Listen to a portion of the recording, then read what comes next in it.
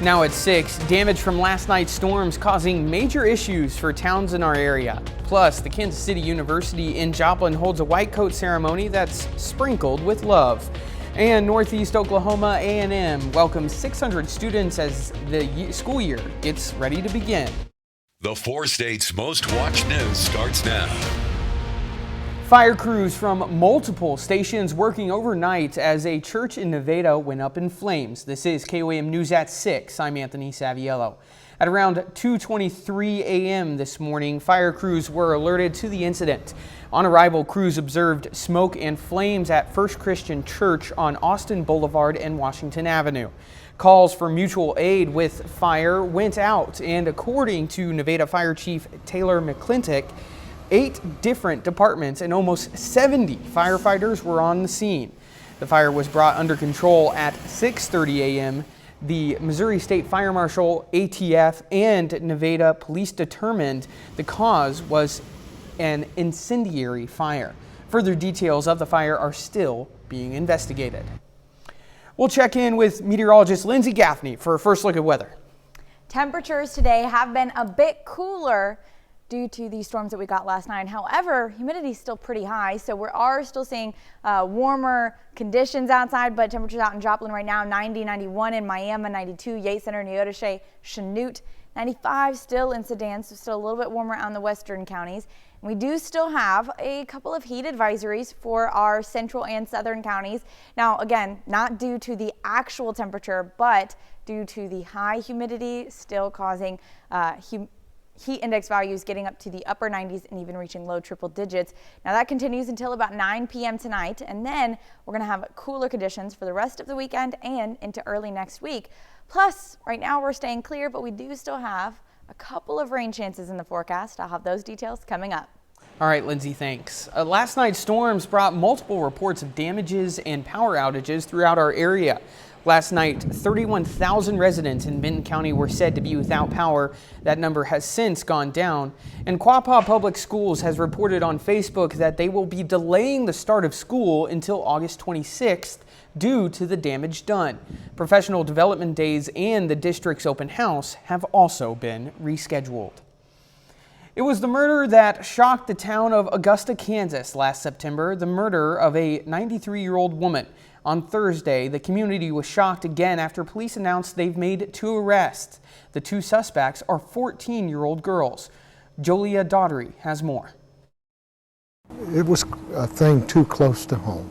Too close to home is the initial reaction of the people of Augusta after hearing a beloved member of their community was killed. She was 93 years old. Joanne Johnson, known to many in the Augusta community as JoJo, was found dead in her home last September.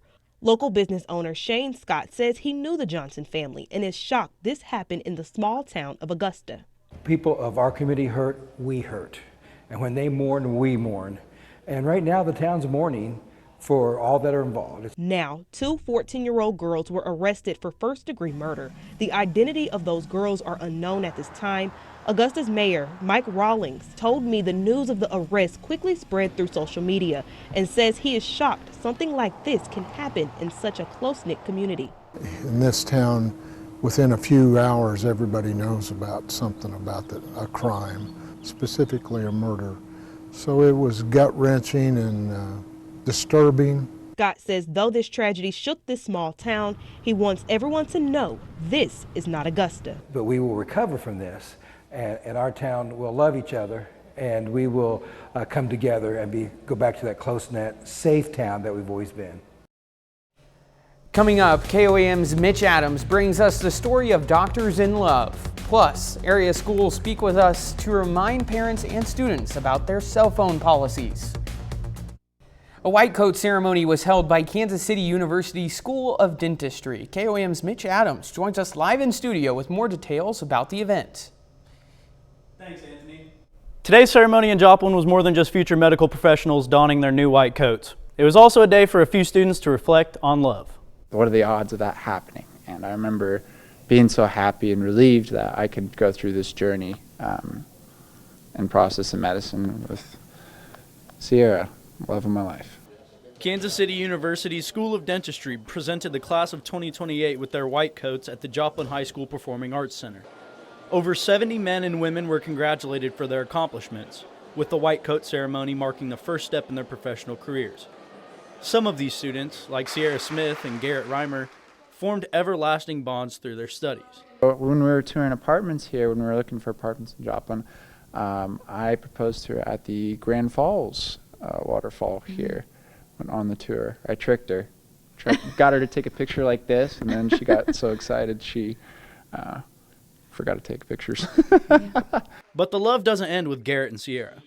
Casey and Michael Mann met in college in Alabama, but moved to the middle of the country to go to medical and dental school at KCU.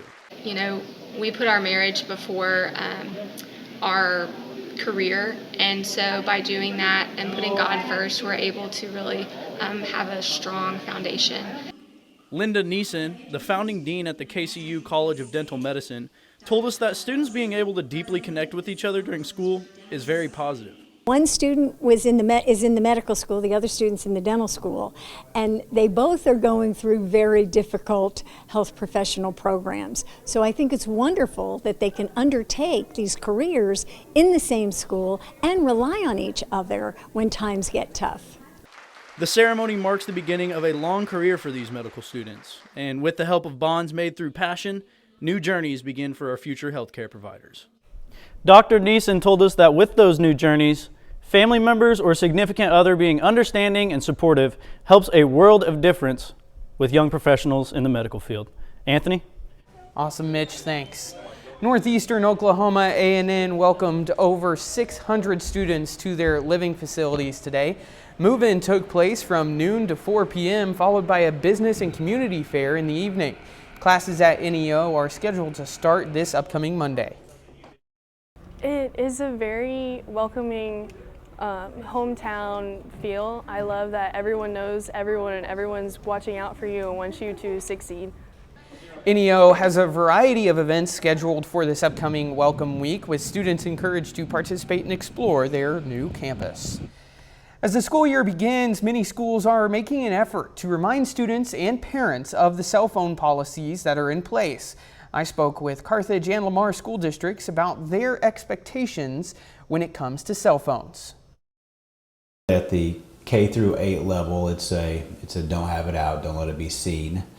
We don't have a policy that goes so far as, we're not going to be searching students for cell phones, but listen, we don't want to see it. At the high school level, we give our teachers the ability to understand what that, to develop what that rule is for their own classroom. Overall, though, the policies are pretty well aligned with the understanding that we do not want devices being a distraction in the classroom.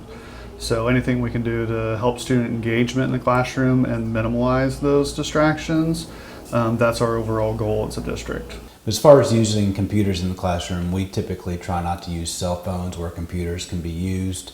But we do have classrooms where, classes where students will record videos for, a presentation or a project. So it's, the computer doesn't always replace the cell phone one-to-one. So parents are very supportive. As a district, we continue to encourage parents to educate their kids on appropriate cell phone use and everything as well. In our district, we have a lot of kids that walk to and from school. They're in sports after schools, or they're in other activities and clubs. That parents do like them to have a cell phone so that way they can call home, which completely is understandable. In all of the information that we give our parents, they know when the times are that students can have the phones out. They understand that it's at teacher's directive. Those rules should be stated at the beginning of the year. We don't want our teachers to have policy one day that switches the next day, that goes back the following day. So it should be consistent, and it's hopefully through that consistency that our students and our parents know when it's practical to use phones and when it's not. A little later, kids in Joplin go to camp to learn about bus safety.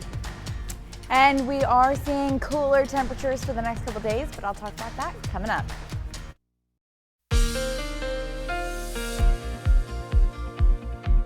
Well, we had some pretty strong damaging storms last night, but taking a look outside, clear skies. It's a really gorgeous day out there.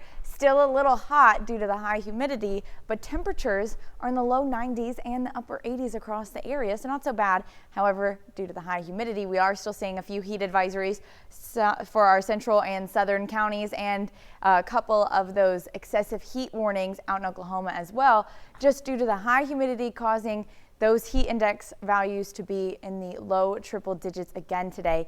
It's not going to be a big threat for the next couple of days. Humidity starts to drop down and temperatures are still going to be relatively cool around low 90s and upper 80s all the way through midweek next week. We also are staying clear, but there are a couple of chances of rain in the forecast. Tomorrow, temperatures only getting up to about 93. It's going to be a clear, nice morning, but later in the afternoon, we are expecting to see maybe a couple isolated showers as a boundary passes, but we're really not going to see any type of severe threat or any storms developing in our area. That they hold off until after that front has already passed our area. So we're really not expecting any type of severe weather, but again, maybe a couple showers. So you can start to see where that boundary has passed already, and then those storms south of us, south of Bella Vista, south of Tulsa, starting to fire up, but we aren't getting any of that. We do have a shower that starts to pass into our eastern counties, but a few isolated showers get across our central and eastern counties as that passes, but we don't get a lot of rain from that.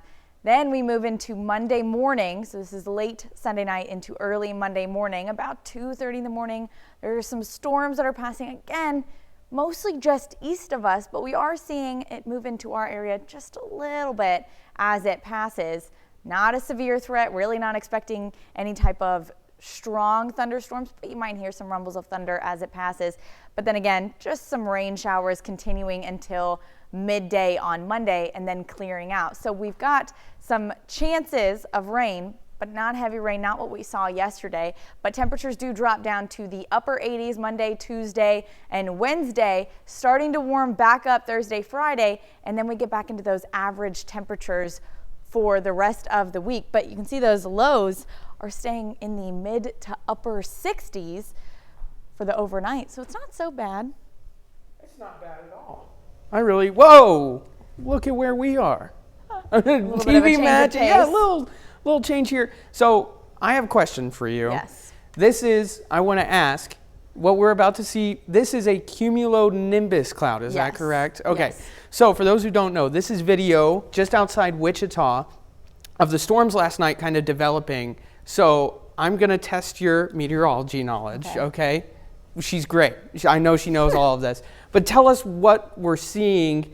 Well, we're seeing softball players now. There we go. Back there to it is. This is my area of expertise. Yes. So I know this. what are we seeing here? All right. So you have three stages of a developing cumulonimbus cloud. You've got the formation stage, the mature stage, which is where you see the actual thunderstorm, and then the dissipation stage. So as a storm starts to move in, you have a lot of energy in the atmosphere. We measure that by CAPE. That's what we call it.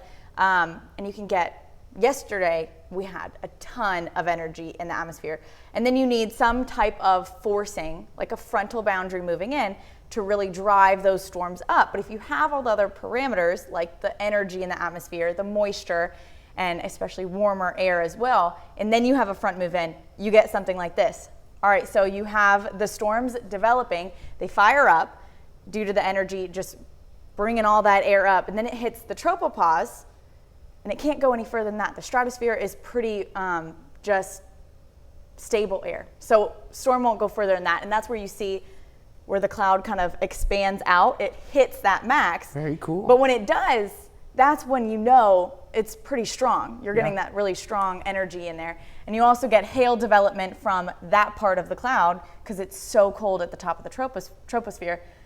And then you start to see, that's where you get the mature stage, the downdraft, which is where you see a wall cloud and just hail starting to fall down, and those really strong wind gusts, which is the reason we had so much damage yesterday, was from those strong wind gust front. And then eventually the downdraft will overtake the updraft, which is driving those storms to form, and it all kind of just collapses on itself, and then it falls apart. Well, so if you see this cloud forming, that anvil is what the top of it is maybe called. some trouble coming. Definitely some trouble. Definitely some trouble coming. All right. Well, thanks, Lindsay, for that little lesson for us. Appreciate You're it. welcome. Well, We're going to be right back with sports still ahead. We take a look at the new uniforms Pitt State football will be wearing for their home opener, and Neosho softball prepares for their upcoming season. Brock Bodridge has those stories and more up next.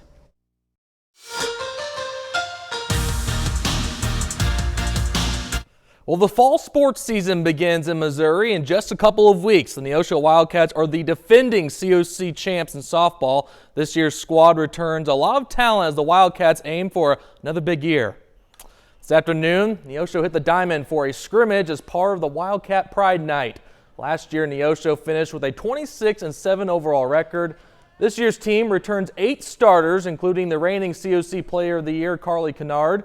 Head coach Katie Cummins said the team set high expectations for themselves this season. This will be my 5th and 6th year with some of them, so we know each other pretty well, and they've got their expectations set high, and I think it's appropriately high. We'll definitely have to work for it.